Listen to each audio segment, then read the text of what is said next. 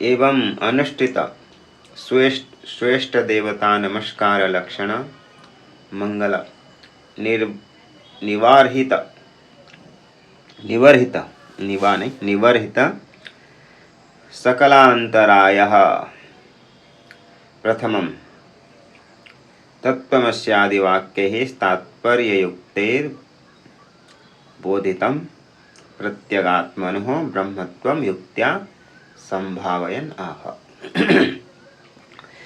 कह रहे कि एवं अनुष्ठित स्वेष्ट देवता नमस्कार लक्षण मंगलम।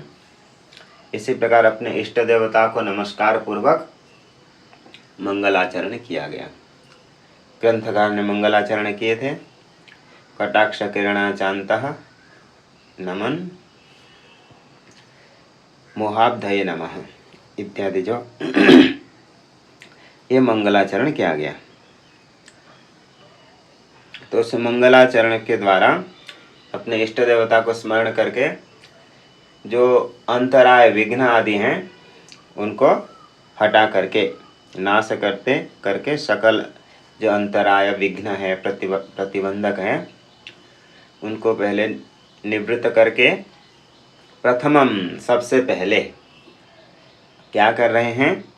तत्त्वमस्यादि वाक्य तात्पर्य युक्त ही जो तत्त्वमसि इत्यादि महावाक्य हैं उनके तात्पर्य युक्ते बोधितम प्रत्यगात्मनो ब्रह्मत्वम युक्त्या संभावयति। जो तत्त्वमसि इत्यादि युक्तियों के द्वारा तत्त्वमसि इत्यादि जो महावाक्य हैं उन महावाक्यों में उनके तात्पर्य से युक्त जो जीव ब्रह्म की एकता। महावाक्यों के द्वारा क्या बोधन किया जाता है? जीव ब्रह्म के एकता बोधन किए जाते हैं। तो तत्त्वमस्यादि वाक्य ही तात्पर्य युक्तैर्बोधितम। तत्त्वमसि इत्यादि जितने भी महावाक्य हैं उनके तात्पर्य होते जीव ब्रह्म की एकता। उसको यहाँ पर युक्ति के द्वारा सिद्ध कर रहे हैं, तर्क के द्वारा। युक्त ही बोधितम प्रत्यगात्मनो ब्रह्मत्वम। जो प्रत्यगात्मा है साक्षी अहम रूप से जिसका अनुभव हो रहा है मैं हूँ, उसका ब्रह्म के साथ एकत्व का प्रतिपादन कर रहे हैं। तो प्रत्यगात्मनो ब्रह्मत्वम युक्त्या। जो प्रत्यगात्मा है प्रतिकूलेन अंचति प्रत्यगात्मा जो इनके साक्षी रूप से ज्ञात होता है, मन बुद्धि प्राण इंद्रिय का ये सभी जड़ वस्तु हैं। इनसे विपरीत जो चैतन्य स्वरूप इनका साक्षी वह प्रत्यगात्मा वह ब्रह्म से भिन्न नहीं है, वह ब्रह्म स्वरूप ही है। इसी बात को युक्त्या संभावयन, युक्ति के द्वारा संभावना करते हुए आगे के श्लोक कह रहे हैं।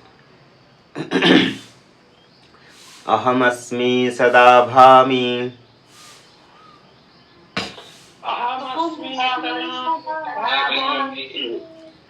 कदाचिन्नाहमप्रियः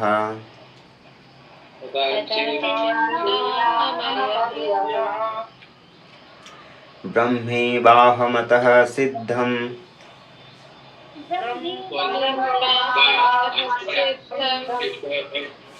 सच्चिदानन्दलक्षणम्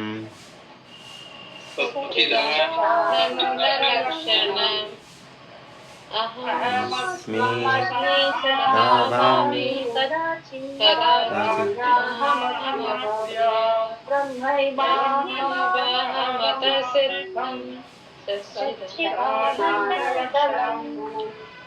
हाँ, एक सुर में गाना, ना कि सब अपनी अपनी कला दिखाएंगे तो कैसे होगा। तो देखो,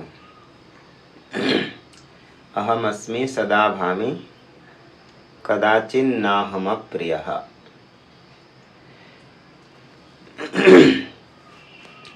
अहम अस्मि सदा भामि। प्रत्येक प्राणी को यह अनुभव होता है। कैसा? अहम अस्मि, मैं हूँ। कभी भी ऐसा अनुभव नहीं होता है कि मैं नहीं हूँ। ऐसा अनुभव होता है? नहीं होता। हर समय पे अनुभव रहता है अहम अस्मि। सुषुप्ति में थोड़ा सा भान नहीं होता है, परंतु सुषुप्ति से उठने के बाद तो स्मरण होता है, इसलिए उसी समय पर भी है आत्मा। इसलिए कभी भी अभाव नहीं सिद्ध होता है। अहम अस्मि, इसलिए सदा भामि, सदा सर्वदा, तीनों काल में और अनादिकाल से यदि काल को लेकर गणना करेंगे तो भी अनादिकाल से ये अनुभव होता है। अहम अस्मि सदा भामि, सदा ही मैं प्रकाशित होकर के रहता हूँ, सबको प्रकाश करता हूँ।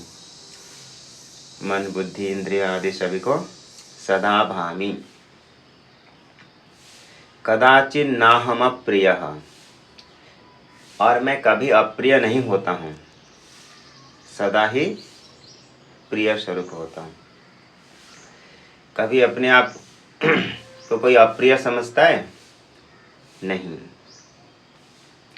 तीनों काल में कभी भी अपने आप को अप्रिय नहीं समझता है। अपितु आत्मनस्तु कामाय सर्वं प्रियं भवति।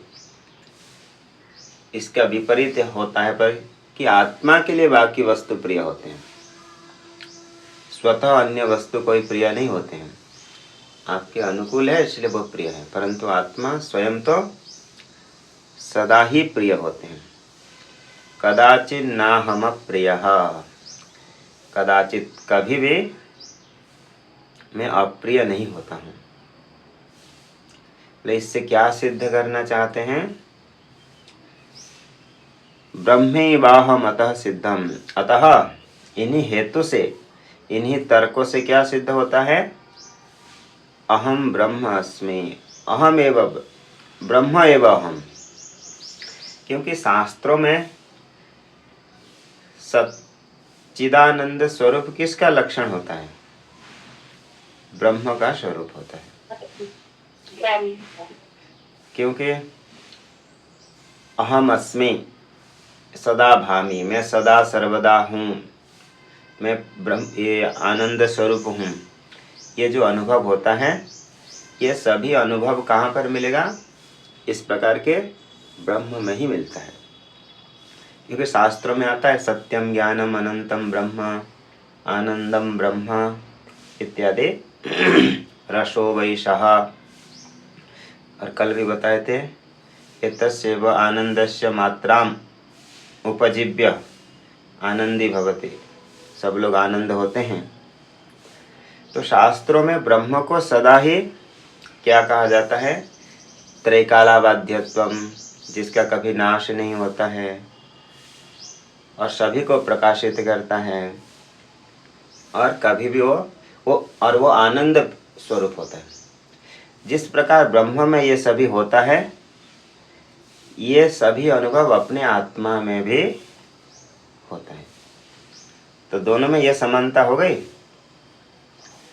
ब्रह्म में भी और स्वयं प्रत्यगात्मा में भी।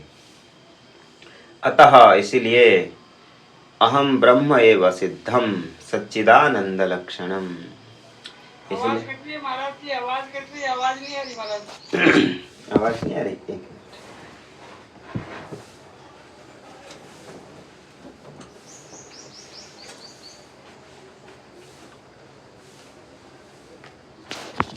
इसलिए सच्चिदानंद लक्षणम, मैं सच्चिदानंद लक्षण ब्रह्म ही हूँ। इसी युक्ति से उन्होंने सिद्ध कर दिया। अभी ठीक है।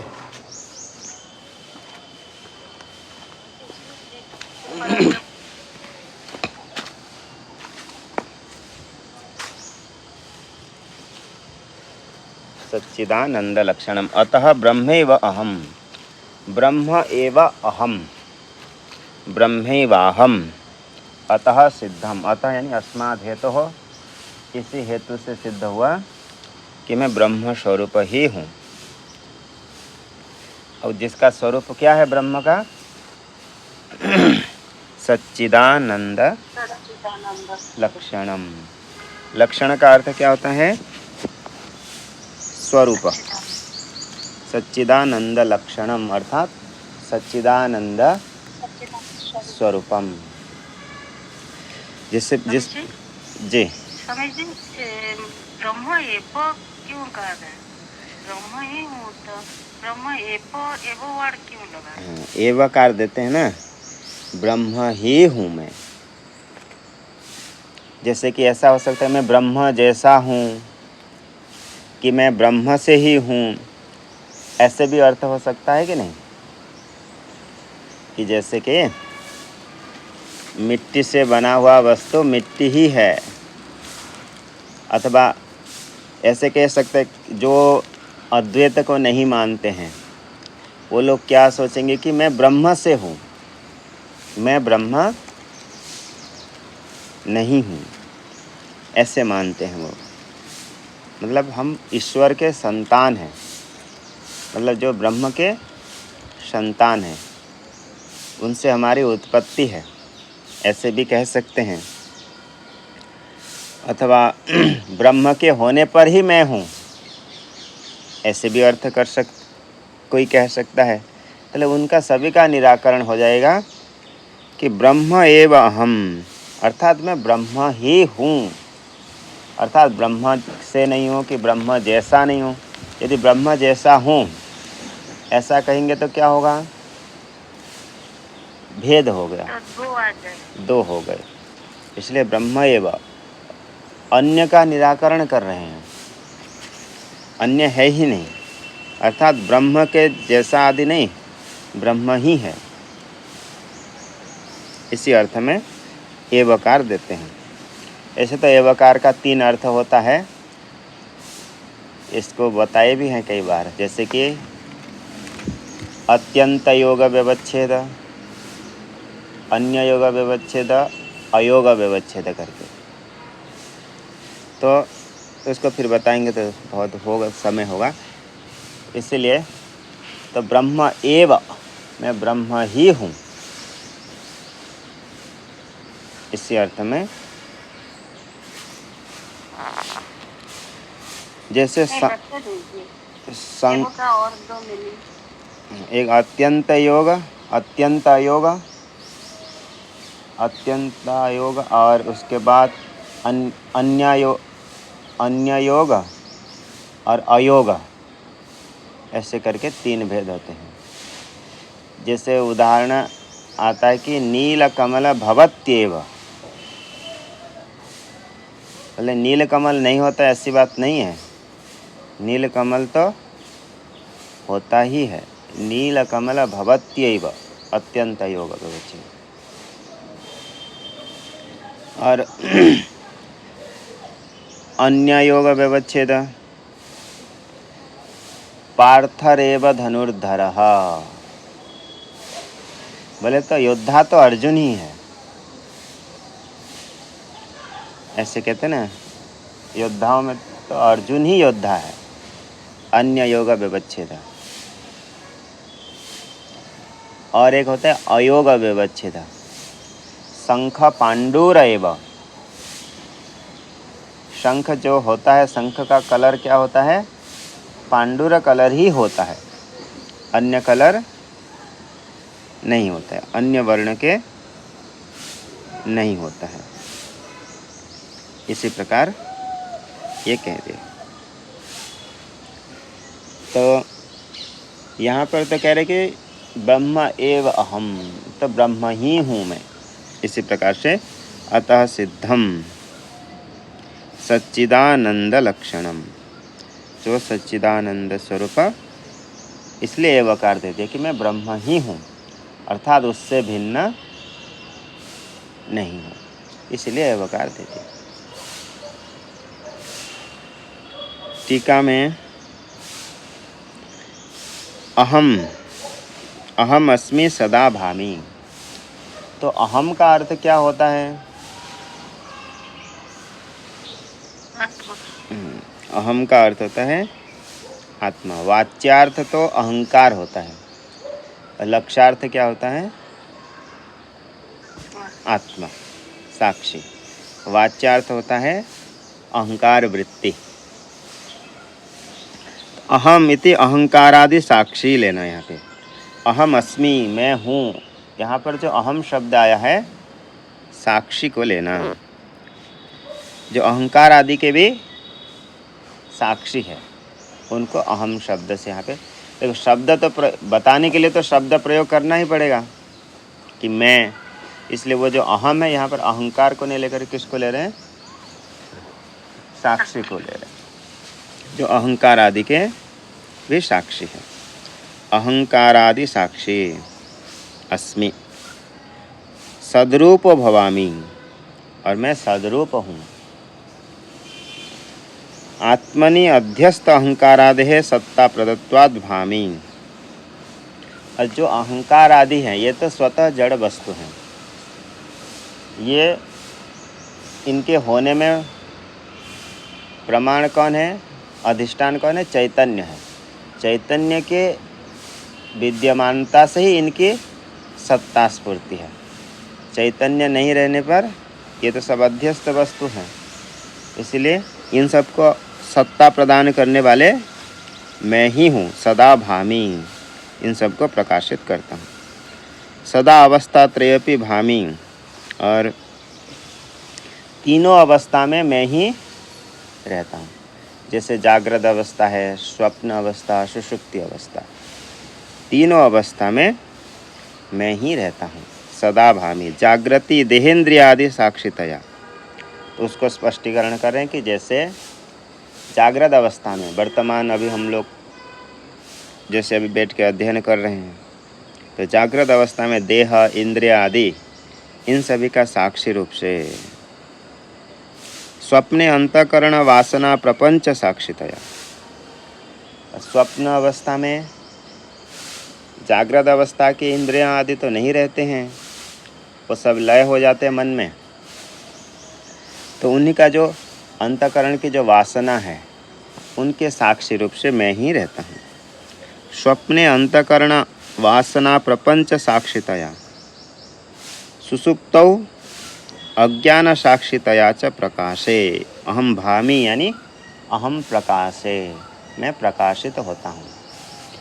तीनों ही अवस्था में, सुसुप्ति में अज्ञान के साक्षी रूप से, स्वप्न अवस्था में अंतःकरण और उसका जो वासना उनके साक्षी रूप से, और जागृत अवस्था में ये स्थूल देह इंद्रिय आदि के साक्षी रूप से मैं ही तीनों अवस्था में। और जागृत में भी और विचार करेंगे तो जैसे तीनों अवस्था, शरीर का जो वार्धक्य आदि अवस्था है, बाल अवस्था से लेकर के वार्धक्य अवस्था, सभी अवस्था में ही मैं ही रहता हूँ। क्योंकि प्रत्यभिज्ञा होती है। बचपन में शिशु शैशव काल में जो आत्मा है, वार्धक्य में भी वही आत्मा है। इसमें क्या प्रमाण है?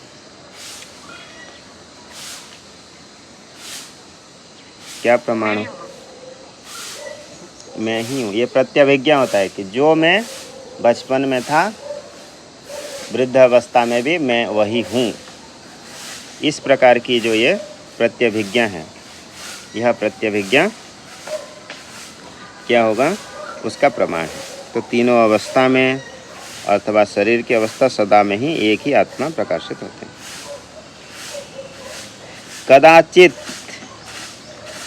कदाचिदपि दुखादि अनुभव काले अपि अहम न प्रिय भवामि। कदाचित ना हम अप्रिय, कदाचित मैं अप्रिय नहीं होता हूँ।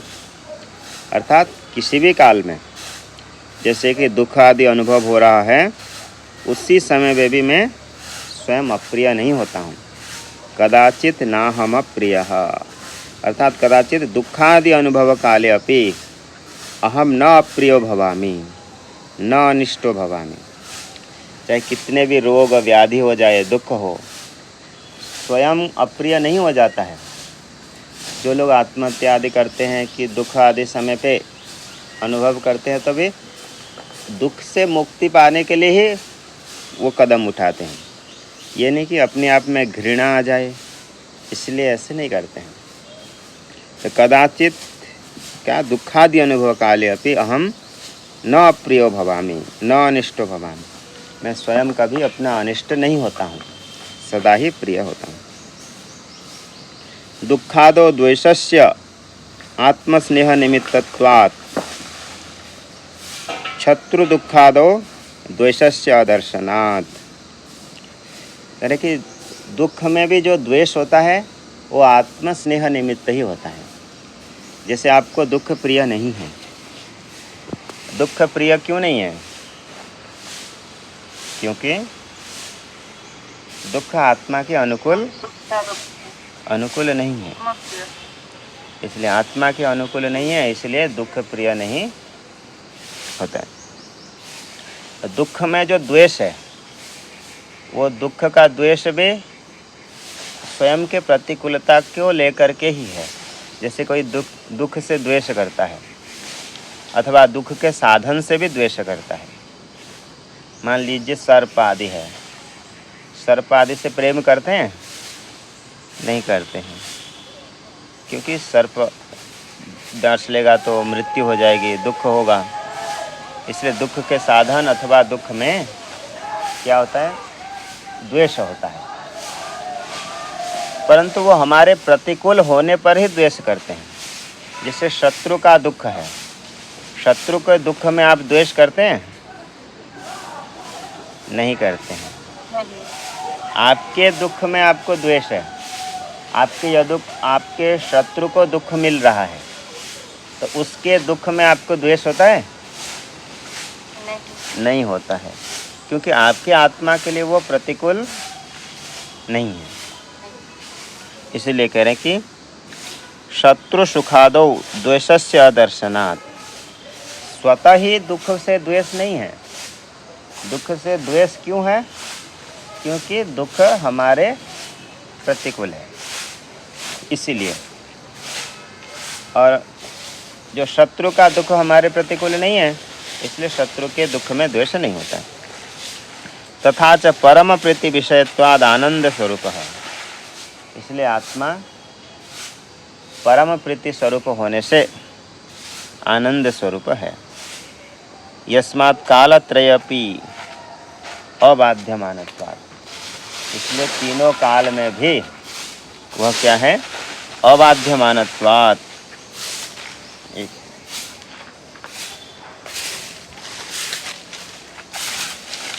एक ओम।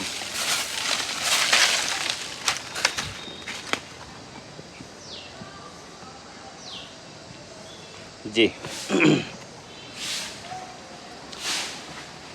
कालत्रयेपि अबाध्यमानत्वात्। यस्मात् कालत्रयेपि अबाध्यमानत्वात् सद्रूपः। तीनों काल में ही अनुभव होता है, इसलिए अबाध्यमान स्वरूपः। प्रकाशमानत्वात् चिद्रूपः। सभी को प्रकाशित करता है, इसलिए चैतन्य स्वरूपः ऐसे सिद्ध हो।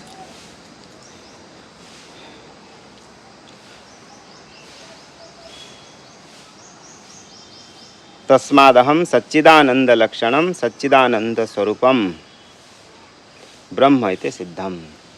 अतः दिया है, इसलिए मैं सच्चिदानंद स्वरूप ब्रह्म स्वरूप ही हूँ, ये सिद्ध हो गया। इसमें अनुमान प्रमाण भी दे रहे हैं, क्योंकि युक्ति के द्वारा बताएंगे ऐसे प्रतिज्ञा किए हैं, इसलिए युक्ति अनुमान दे रहे हैं। अत्र इदम अनुमानम विवक्षितम। इसी विषय में यह अनुमान ऐसा विवक्षित है। सच्चिदानंद प्रत्यगात्मा ब्रह्मणो न भिद्यते सच्चिदानंद रूपत्वात् ब्रह्मवत् अव्यतिरेकेण घटवत्। इसमें अनुमान दे रहे हैं कि प्रत्यगात्मा, प्रत्यगात्मा यानी कौन? स्वरूपात्मा। जो स्वरूपात्मा स्वयं अहम, ये जो प्रत्यगात्मा है, ब्रह्मणो न भिद्यते, ब्रह्म के साथ उसका कोई भेद नहीं, ब्रह्म से भिन्न नहीं है। कौन? प्रत्यगात्मा। तो अभी क्या सिद्ध करना चाहते हैं?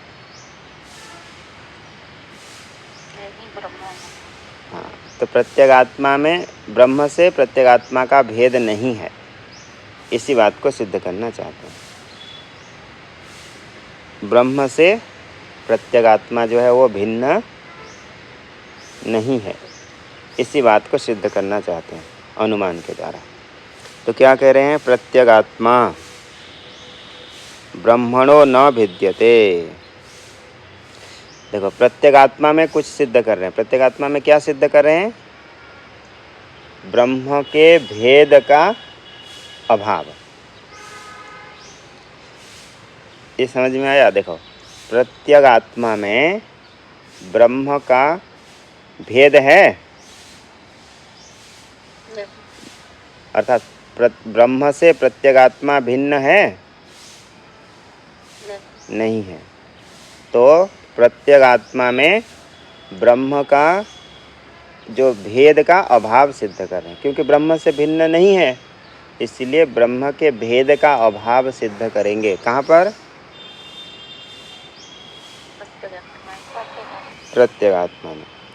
तो जहाँ भी सिद्ध कुछ किया जाता है वो पक्ष बनेगा। तो पक्ष कौन हो गया? प्रत्यगात्मा। और जो सिद्ध किया जाएगा वो है साध्य। तो ब्रह्म के भेद का अभाव सिद्ध कर रहे हैं, तो साध्य क्या हो गया? हाँ, ब्रह्म भेदाभाव ही हो गया साध्य। इसमें साध्य को सिद्ध करने के लिए हेतु देना पड़ता है, कारण तो बताना पड़ेगा। तो उसके लिए कह रहे हैं सच्चिदानंद सच्चिदानंद स्वरूपत्वात्, सच्चिदानंद रूपत्वात्, क्योंकि सच्चिदानंद रूप होने से। इसी विषय को तो ऊपर श्लोक में भी कहे थे आप लोगों को, लेकिन यहाँ पर एक तरीके से बता रहे हैं। ऊपर भी नहीं बताए थे कि ब्रह्मेवाहम अतः सिद्धम, मैं सदा भामी मैं प्रकाशित होता हूँ, मैं हूँ, तीनों काल में मैं ही हूँ, इसलिए मैं ब्रह्म ही हूँ।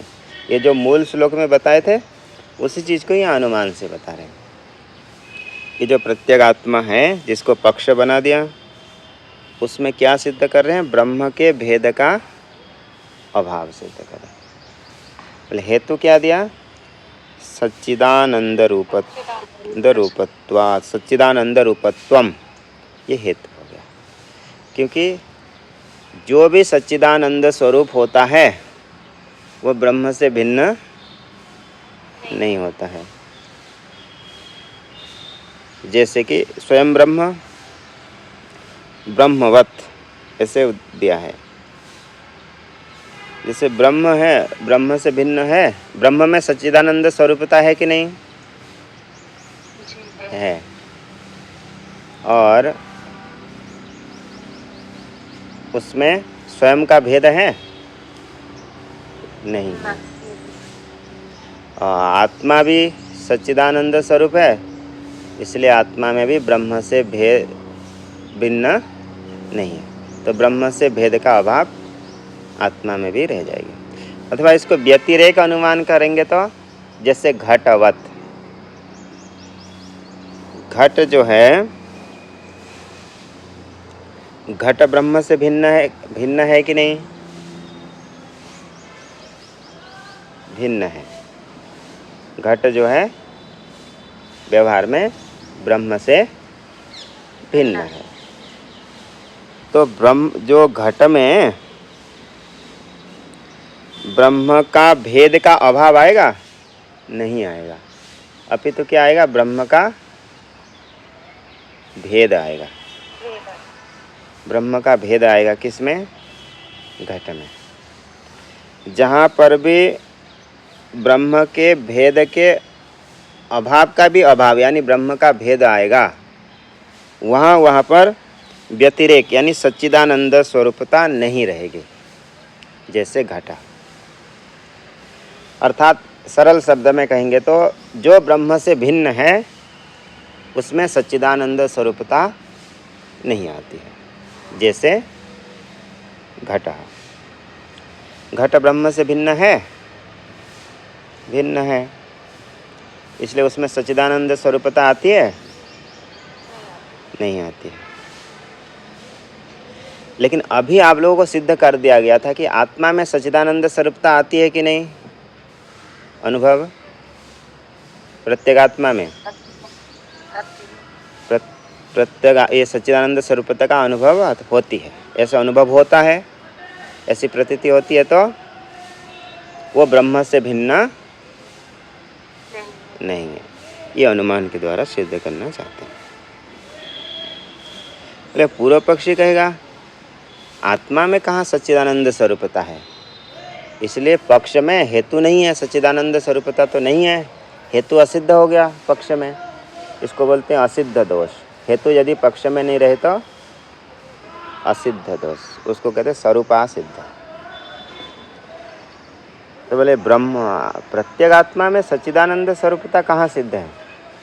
बोले नहीं, ये तो हमने फिर सिद्धांत कहेगा हमने बताए हैं। अहम अस्मि सदा भामी कदाचित नाहम अप्रियः, इसी वाक्यों के द्वारा हमने आपको बताया है कि आत्मा में प्रत्येगात्मा में सच्चिदानंद स्वरूपता है। इसको हमने सिद्ध किया है, क्योंकि अहम अस्मि इत्यादि ना तस्य साधितत्वात् क्योंकि अहम अस्मि सदा भामी इत्यादि श्लोकों के द्वारा ये ऊपर में हम लोगों ने ये सिद्ध कर दिया है। क्या सिद्ध किया है? कि जो प्रत्येगात्मा है वह सच्चिदानंद स्वरूप है। इसलिए जो प्रत्येगात्मा है वो सच्चिदानंद स्वरूप नहीं है, उसमें हेतु नहीं रहेगा, ऐसा दोष नहीं कह सकते। ऐसा कौन कहेगा? सिद्धांत। अहम अस्मि इत्यादि ना तस्य साधितत्वात्, जो हेतु है उसको सिद्ध कर दिया गया है। अर्थात पहले युक्ति से बता दिए हैं कि जो प्रत्येगात्मा है, स्वरूप आत्मा है, वह सच्चिदानंद स्वरूप है। वो सच्चिदानंद स्वरूप है। ये सिद्ध होने के बाद ही क्या सिद्ध कर रहे हैं अभी अनुमान के द्वारा? कि ब्रह्म से भिन्न नहीं है, इसी विषय को सिद्ध कर रहे हैं। यहाँ तक हो गया, ये ग्रंथ, ये श्लोक की व्याख्या हो गई। अब पूर्व पक्षी का संशय है। ननु अनुमानस्य नाहम ईश्वर इति प्रत्यक्ष विरोध इति चेत, आपने क्या सिद्ध किया अनुमान के द्वारा? कि जो ब्रह्म है, ये अथवा प्रत्येगात्मा में ब्रह्म का भेद नहीं, ब्रह्म से प्रत्येगात्मा भिन्न नहीं है, ये सिद्ध किया। आपने किसके द्वारा ये सिद्ध किया? अनुमान प्रमाण से सिद्ध किया। परंतु अनुमान में एक दोष होता है कि यदि अनुमान प्रत्यक्ष आदि प्रमाण से यदि विरोध होता है तो उस अनुमान को क्या कहते हैं? बाधित कहते हैं। जैसे आप बताए दे कि कोई व्यक्ति अनुमान करना चाहता है, वह्नि को क्या अनुमान करना चाहता है? अनुष्ण, शीतलता, उष्ण का अभाव सिद्ध करें। जैसे वह्नि को, अग्नि को छूने से क्या लगता है? उष्णता, गर्म लगता है। लेकिन कोई व्यक्ति अनुमान से सिद्ध करना चाहता है कि जो वह्नि है वह अनुष्ण है, जो वह्नि है वो अनुष्ण, ये सिद्ध करना चाहता है अनुमान के द्वारा। तो ये जो अनुमान के द्वारा यदि कोई सिद्ध भी करेगा वह्नि में अनुष्णता, वो क्या प्रत्यक्ष प्रमाण से विरोध नहीं होगा? विरोध हो जाएगा, क्योंकि तो फिर उसको छू के देखो कहेंगे। यदि उसको छू के देखेगा तो क्या लगेगा? उसको उष्ण लगेगा। इसलिए वो जो अनुमान सिद्ध भी करेगा तो वह क्या होगा? प्रत्यक्ष आदि प्रमाण के साथ विरोध होगा, इसलिए उसको बाधित मानना चाहिए। ऐसे दोष को, ऐसे अनुमान को तो बाधित मानना चाहिए। इसी प्रकार आपने कहा, अनुमान के द्वारा सिद्ध किया कि जो प्रत्येगात्मा है उसमें ब्रह्म का भेद नहीं है, अर्थात ब्रह्म से भिन्न नहीं है। परंतु प्रत्यक्ष अनुभव हमें होता है। ननु अनुमानस्य नाहम ईश्वर इति प्रत्यक्ष विरोध, कि मैं ईश्वर नहीं हूँ, ये तो सबको अनुभव होता है, प्रत्यक्ष अनुभव है, इसमें किसी को संशय नहीं है। इसलिए प्रत्यक्ष विरोध होगा। ये ऐसा कहेगा कौन? पूर्व पक्ष। पूर्व पक्ष कहेगा कि आपका जो अनुमान है प्रत्यक्ष प्रमाण के साथ विरोध है। तो पहले पूर्व पक्षी कहेगा कि आप प्रत्यक्ष, ये सिद्धांति कहेगा प्रत्यक्ष के साथ विरोध तब सिद्ध करोगे यदि आत्मा ईश्वर ये जो हैं प्रत्यक्ष का विषय बने, तब तो आप इनको प्रत्यक्ष प्रमाण से विरोध सिद्ध करोगे। इसको सिद्धांति कह रहे हैं। न तावद आत्मनो ब्रह्मत्व बाह्य प्रत्यक्ष विरोध। आत्मा ब्रह्म है, इसका बाह्य प्रत्यक्ष के द्वारा कोई ज्ञान होता है कि विरोध सिद्ध होगा? नहीं हो। न तावद आत्मनो ब्रह्मत्व बाह्य प्रत्यक्ष विरोध। प्रत्यक्ष प्रमाण से क्या सिद्ध हो रहा है कि आत्मा ब्रह्म नहीं है? ये प्रत्यक्ष प्रमाण का विषय ही नहीं है। वो प्रत्यक्ष प्रमाण का विषय नहीं होने से विरोध भी कैसे होगा? जैसे आत्मा हो है कि नहीं, ईश्वर है कि नहीं है, इसको कहेंगे। कोई कहेगा कि ईश्वर नहीं है, बोले क्यों नहीं है? प्रत्यक्ष प्रमाण से कहेगा कि ईश्वर नहीं है। तो सबसे पहले ये तो विचार करो कि ईश्वर क्या प्रत्यक्ष प्रमाण का विषय है कि नहीं है। यदि प्रत्यक्ष प्रमाण का विषय नहीं है तो उसका निराकरण प्रत्यक्ष प्रमाण के द्वारा किया जा सकता है? नहीं किया जा सकता। यदि जो वस्तु प्रत्यक्ष का विषय नहीं है तो उसको प्रत्यक्ष प्रमाण से निराकरण भी कैसे करेंगे? प्रत्यक्ष यदि सिद्ध होगा तो उसको प्रत्यक्ष निराकरण करेंगे। तो इसी प्रकार आत्मा ब्रह्म स्वरूप है कि नहीं है, यदि इसमें विवाद करेंगे तो आप प्रत्यक्ष प्रमाण दिए कि प्रत्यक्ष प्रमाण से सिद्ध हो रहा है कि वह जो आत्मा है वो ब्रह्म नहीं है। तो सबसे पहले तो ये प्रत्यक्ष प्रमाण का विषय ही नहीं बनेगा। न तावद आत्मनो ब्रह्मत्व बाह्य प्रत्यक्ष विरोध। आत्मनि रूप आदि अभावेन बाह्यस्य तत्र प्रवृत्ति। आत्मा में कोई नील पिता आदि कोई रूप है ही नहीं, तो उसमें प्रत्यक्ष प्रमाण उसको ग्रहण ही नहीं कर सकता। जो प्रत्यक्ष प्रमाण है इंद्रियों के द्वारा जिसका ज्ञान होता है, इंद्रिय क्या होता है? प्रत्यक्ष प्रमाण होते हैं। रूप रस आदि गंध ग्रहण करने के लिए इंद्रियां होते हैं। श्रोत्रम त्वक चक्षु रसना घ्राण, 5 ज्ञान इंद्रिय हैं। 5 ज्ञान इंद्रिय प्रत्यक्ष प्रमाण ये हैं, इनके द्वारा प्रत्यक्ष होता है। अथवा मन को भी मानते हैं कुछ लोग। मन से भी क्या होता है? प्रत्यक्ष होता है, क्योंकि मन को भी इंद्रियां मानते हैं। मन को भी इंद्रियां मानते हैं तो प्रत्यक्ष प्रमाण कितने के द्वारा, प्रत्यक्ष ज्ञान कितने के द्वारा हो रहा है? कुल मिला के 6। 5 ज्ञान इंद्रियां और मन, इनके द्वारा ज्ञान होता है। तो यहाँ पर सिद्धांत कह रहा है कि इनका विषय है ही नहीं। श्रोत्र त्वक चक्षु रसना घ्राण किसी का भी विषय नहीं है। तो इसको कैसे आप निराकरण करोगे कि इन्हीं के द्वारा आत्मा जो है ब्रह्म से भिन्न है कि अभिन्न है? ये दोनों ही आप प्रत्यक्ष के द्वारा नहीं सिद्ध कर सकते, मन के द्वारा भी नहीं हो सकता है। इसी बात को बताएंगे। नापि मानसः प्रत्यक्ष विरोध। मानस प्रत्यक्ष विरोध है ये भी नहीं कह सकते। मनसो मनः साक्षिणी आत्मनि प्रवृत्तिरसंभवात्, क्योंकि मन का प्रवृत्ति भी साक्षी को ऊपर नहीं होता है। क्योंकि मन के साक्षी कौन है? आत्मा। तो मन जो है साक्षी को विषय नहीं करता है, इसलिए। और मन भी जो होता है इंद्रिय प्रवृत्ति के अनंतर ही होता है।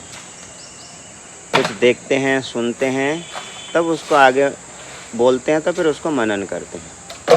इसलिए मन की भी प्रवृत्ति उसमें नहीं। इसलिए प्रत्यक्ष प्रमाण से विरोध है ऐसा नहीं कह सकते, ये सिद्धांत कहेगा। आगे विचार करेंगे कल। ओम पूर्णमदः पूर्णमिदं पूर्ण